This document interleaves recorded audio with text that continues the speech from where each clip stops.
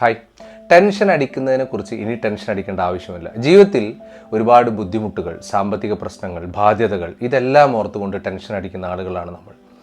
ഇത് നമ്മളെ ഒരു പരിധിവരെ ബാധിക്കാറുണ്ട്. നമ്മുടെ ഫ്യൂച്ചറിനെയൊക്കെ ഒരു പരിധിവരെ നമുക്ക് ബാധിക്കാറുണ്ട്. ഇങ്ങനെയൊക്കെ ടെൻഷൻ അടിച്ചിട്ട് നമുക്ക് പ്രത്യേകിച്ച് ഒരു ഗുണമില്ല എന്നൊക്കെ നമുക്കറിയാം. എന്താണ് ഇതിനൊരു പോം വഴി?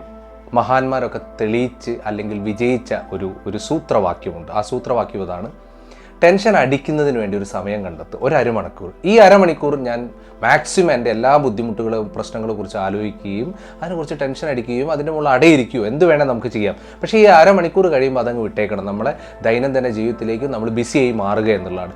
പിന്നെ ഭാവിയിൽ നമുക്ക് ഈ അരമണിക്കൂർ എന്ന് പറയുന്നത് 25 മിനിറ്റും 20 മിനിറ്റും 15 മിനിറ്റും 10 മിനിറ്റും 5 മിനിറ്റും ഒക്കെ ചുരുക്കി കൊണ്ടുവന്ന് ടെൻഷൻ അടിക്കാത്ത എന്തൊക്കെ പ്രതിബന്ധങ്ങളും ബുദ്ധിമുട്ടുകളും ഉണ്ടെങ്കിലും മുന്നോട്ട് പോകുന്ന ഒരു മാനസികാവസ്ഥ നമുക്ക് കൊണ്ടുവരാം. നമുക്ക് ഇതൊന്ന് പരീക്ഷിച്ച് നോക്കാം. Stay positive always.